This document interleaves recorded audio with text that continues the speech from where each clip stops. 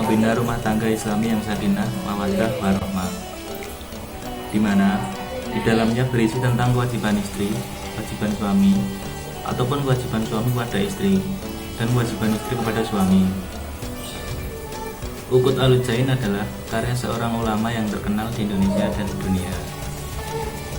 Nama lengkap pengarangnya adalah Abu Abdul Muti Muhammad Nawawi bin Umar bin Arabi, yang populer dengan sebutan Syekh Nawawi Al-Bantani. Di pesantren disebutnya Imam Nawawi Banten. Beliau dilahirkan di Tanara, Serang, Banten pada 1230 Hijriah atau 1813 Masehi. Uqud Al-Jain sendiri artinya bisa ikatan dua gelombang atau bisa ikatan dua perak. Demikian penulis kitab ini akrab disebut di pesantren saat memberi nama untuk karyanya tersebut. Dengan arti tersebut dimaksudkan bahwa suami dan istri layaknya dua gelombang atau layaknya dua perak yang tentu saja tidak mudah untuk menyatukan dan mengikatkannya dalam usaha membangun kebersamaan. Metafora dua gelombang atau dua perak ini bagi suami dan istri memberikan arti bahwa relasi antara suami dan istri adalah setara dan sejajar. Yang satu tidak superior atas yang lainnya. Uqud Al-Jain terdiri dari 4 pasal. Dalam setiap pasal disertai dengan ayat-ayat dan hadis yang menjadikan pijakan. Pengarang kitab ini juga tak lupa menyertakan faidah-faidah sebagai penyempurna pengetahuan.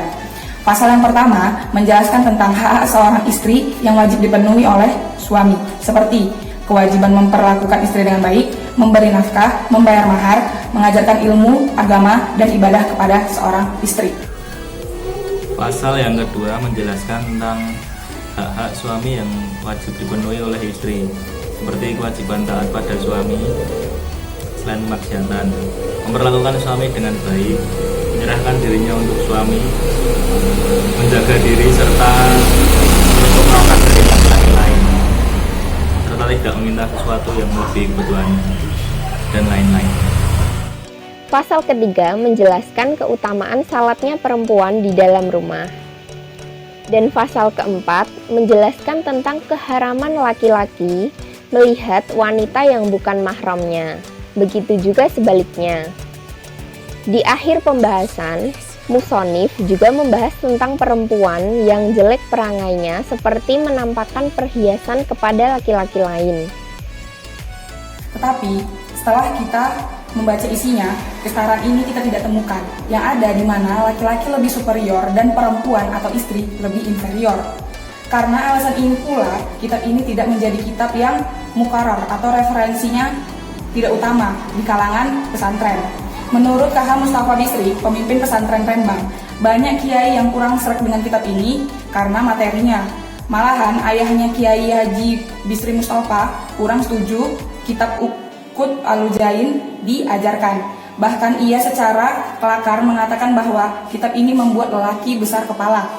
Pemikiran dan ide ini tidak lahir dari otak yang kosong, tetapi lahir dari sosiokultural pada zamannya. Sebuah karya mencerminkan realistis zamannya. Demikian juga dengan kitab ini. Kitab ini ditulis pada tahun 1294 Hijriah. Ketika beliau berusia kurang lebih 64 tahun. Sudah lebih dari seabad yang lalu. Abad ke-19. Relasi laki-laki dan perempuan sangat timpang dan tidak adil. Dengan demikian, kita dapat memaklumi ketimpangan relasi yang ada dalam kitab Uqud Al-Jain. Apalagi beliau menulis kitabnya menggunakan metode penulisan dari ulama-ulama sebelumnya yang rentang waktu hingga 5-6 abad yang lalu. Ulama-ulama terdahulu menulis kitab dalam sosiokultural budaya Arab yang masih patriarkal, sehingga kebanyakan bias gender. Dengan demikian, kita dapat memaklumi ketimpangan relasi yang ada dalam Uqud Al-Jain. Apalagi beliau menulis kitabnya menggunakan metode penukilan dari ulama sebelumnya yang rentang waktunya hingga 5-6 abad yang lalu. Ulama-ulama terdahulu menulis kitab dalam sosiokultural budaya Arab yang patriarkal sehingga kebanyakan bias gender. Kita menghormati Imam Nawawi sebagai ulama besar dan kita mengharapkan berkahnya. Penghormatan kita kepada beliau salah satunya dengan mengkritisi karyanya ini. Perubahan zaman menuntut kita untuk merubah cara pandang kita. Kaidah usul fiqh menyebutkan al-hukum yaduru bitokhyuri al-amkan wa al-azman. Wallahu alam.